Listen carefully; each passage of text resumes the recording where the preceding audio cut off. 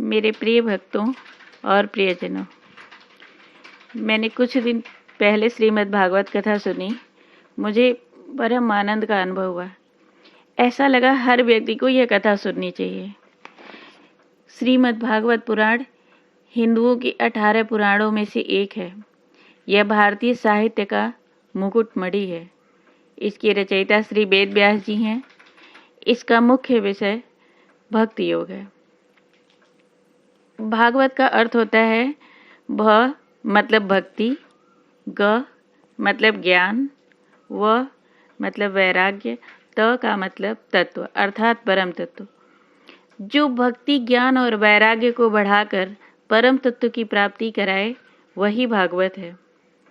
भागवत भक्ति, ज्ञान व वैराग्य का महानतम ग्रंथ है। इसे श्रीमद् भागवत या भागवतम भी कहते हैं। भागवतम में भगवान श्री कृष्ण को स्वयं भागवत भगवान के रूप में वर्णित किया गया है। इसके प्रत्येक श्लोक में श्री कृष्ण के प्रेम की सुगंध है। इसमें साधन ज्ञान, सिद्ध ज्ञान, साधन भक्ति, सिद्धा भक्ति, मर्यादा मार्ग, अनुग्रह मार्ग, द्वैत अद्वैत के समन्वय के साथ प्रेरणादायी विविध कथाओं का संग्रह है। श्रीमद् भागवत साक्षात भगवान का स्वरूप है। इसको पढ़ने व सुनने से भोग व मोक्ष दोनों सुलभ हो जाता है। मन की शुद्धि के लिए इससे बड़ा कोई साधन नहीं है। इसको सुनने मात्र से ही हरि हृदय में आ विराजते हैं। श्रीमद् भागवत को मुक्ति ग्रंथ भी कहा गया है। इसे सुनने मात्र से जन्म जन्मांतर के विकार नष्ट हो जाते हैं और करोड़ों पुण्यों का फल प्राप्त होता है। इसीलिए अपने पितरों की मुक्ति व शांति के लिए भी हर किसी को यह कथा सुननी चाहिए। इस कथा को सुनने से हजारों अश्वमेध यज्ञ के बराबर पुण्य मिलता है तथा बुरी नज़र, भूत प्रेत बाधा, पारिवारिक व मानसिक अशांति एवं क्लेश का नाश होता है। शत्रुओं पर विजय मिलती है। रोजगार के नए अवसर मिलते हैं। दुख, दारिद्र्य, दुर्भाग्य व सभी प्रकार के शोकों का नाश होता है। भागवतम में स्पष्ट रूप से कहा गया है कि इसको पढ़ने व सुनने के लिए दिनों का कोई नियम नहीं है। इसको कभी भी पढ़ा और सुना जा सकता है। जिस घर में रोज भागवत की कथा होती है वह घर तीर्थ के समान हो जाता है और माता लक्ष्मी की कृपा वहाँ हमेशा बनी रहती है। श्रीमद् भागवत पुराण में 12 स्कंध हैं, 335 अध्याय और 18,000 श्लोक हैं। यह भक्ति शाखा का अद्वितीय ग्रंथ है। श्री वेद व्यास जी ने मंगलाचरण से प्रथम स्कंध आरंभ किया है। भागवतम में 3 मंगलाचरण है। प्रथम स्कंध में श्री व्यास जी का, द्वितीय स्कंध में सुखदेव जी का और समाप्ति पर सूत जी का। सत्कर्मों में अनेक विघ्न आते हैं। उन सभी के निवारण के लिए मंगलाचरण की जरूरत होती है। जिनका आचरण मंगलमय है उनका ध्यान करने से, उन्हें वंदन करने से, उनका स्मरण करने मात्र से ही मंगलाचरण होता है। श्रीमद् भागवत के प्रथम स्कंध में 19 अध्याय हैं, जिसमें सुखदेव जी ईश्वर भक्ति का महात्म्य सुनाते हैं। इसमें भगवान के विभिन्न अवतारों का वर्णन है। देवर्षि नारद के पूर्व जन्मों का चित्रण है। राजा परीक्षित के जन्म, कर्म और मोक्ष की कथा, अश्वत्थामा का निंदनीय कृत्य और उसकी पराजय तथा भीष्म पितामह का प्राण त्याग, श्री कृष्ण जी का द्वारिका गमन, विदुर के उपदेश, धृतराष्ट्र, गांधारी तथा कुंती का वनगमन एवं पांडवों का स्वर्गारोहण के लिए हिमालय जाना आदि घटनाओं का क्रमवार कथानक के रूप में वर्णन हुआ है। प्रथम स्कंद, प्रथम अध्याय। श्री सूत जी से शौनकादि ऋषियों का प्रश्न। मंगलाचरण। जिससे इस जगत की सृष्टि, स्थिति और प्रलय होते हैं, क्योंकि वह सभी सद्रूप पदार्थों में अनुगत है, असत पदार्थों से पृथक है, जड़ नहीं चेतन है, परतंत्र नहीं स्वयं प्रकाश है, जो ब्रह्मा अथवा हिरण्यगर्भ नहीं, प्रत्युत उन्हें अपने संकल्प से ही जिसने उस वेद ज्ञान का दान दिया है, जिसके संबंध में बड़े बड़े विद्वान भी मोहित हो जाते हैं, जैसे तेजोमय सूर्य रश्मियों में जल का, जल में स्थल का और स्थल में जल का भ्रम होता है, वैसे ही जिसमें यह त्रिगुणमयी जागृत स्वप्न सुषुप्ति रूपा सृष्टि मिथ्या होने पर भी अधिष्ठान सत्ता से सत्यवत प्रतीत हो रही है, उस अपनी स्वयं प्रकाश ज्योति से सर्वदा और सर्वथा माया और माया कार्य से पूर्णतः मुक्त रहने वाले परम सत्य रूप परमात्मा का हम ध्यान करते हैं। महामुनि वेद व्यास देव जी के द्वारा निर्मित इस श्रीमद् भागवत महापुराण में मोक्ष पर्यंत फल की कामना से रहित परम धर्म का निरूपण हुआ है।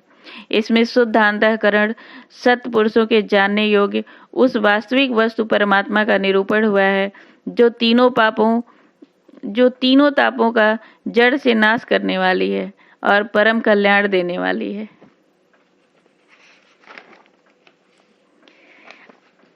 अब और किसी साधन या शास्त्र से क्या प्रयोजन?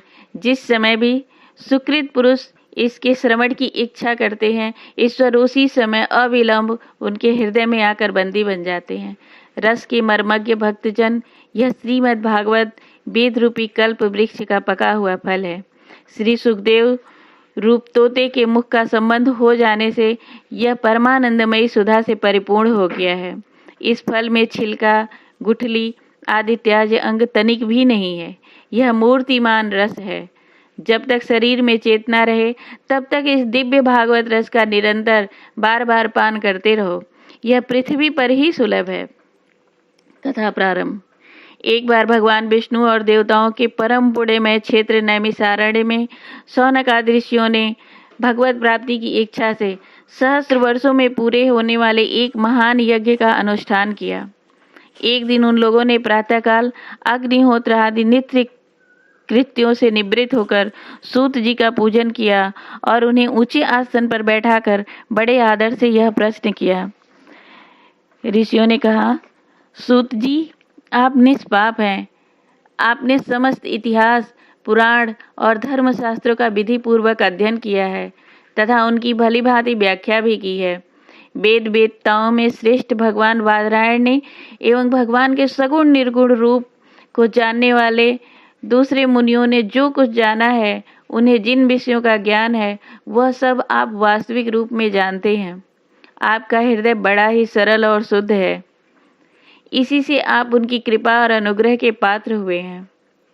गुरुजन अपने प्रेमी शिष्य को गुप्त से गुप्त बात भी बता दिया करते हैं।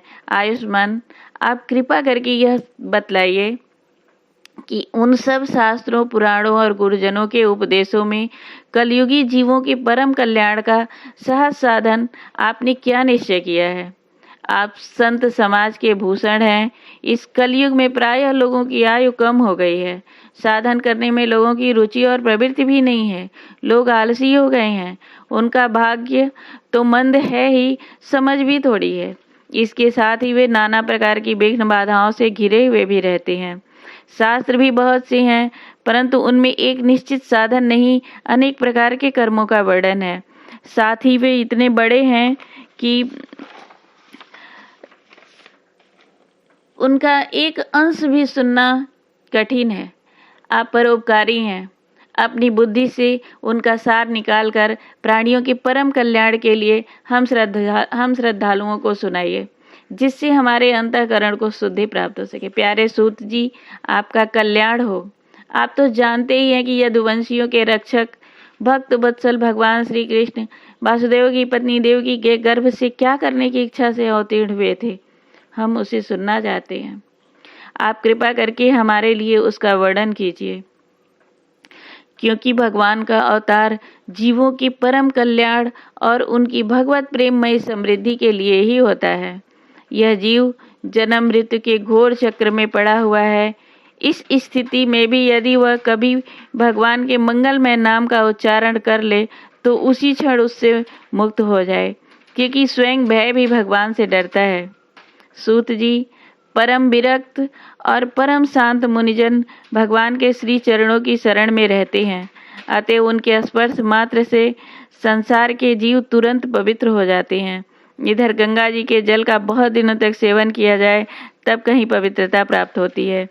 ऐसे पुण्यात्मा भक्त जिनकी लीलाओं का ज्ञान करते रहते हैं, उन भगवान का कलिमलहारी पवित्र यश, भला आत्मशुद्धि की इच्छा से ऐसा कौन सा मनुष्य होगा जो श्रवण ना करे। वे लीला से ही अवतार धारण करते हैं। नारद आदि महात्माओं ने उनके उदार कर्मों का गान किया है। हम श्रद्धालुओं के प्रति आप उनका वर्णन करिए। बुद्धिमान सूत जी, सर्व समर्थ प्रभु अपनी योग माया से स्वच्छंद लीला करते हैं।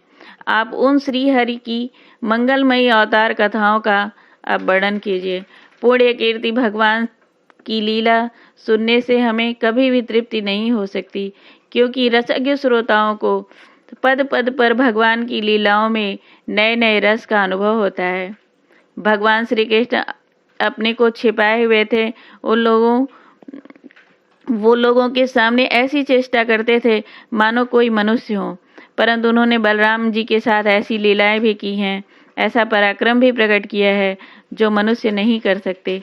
कलयुग को आया जानकर इस वैष्णव क्षेत्र में हम दीर्घकालीन सत्र का संकल्प करके बैठे हैं।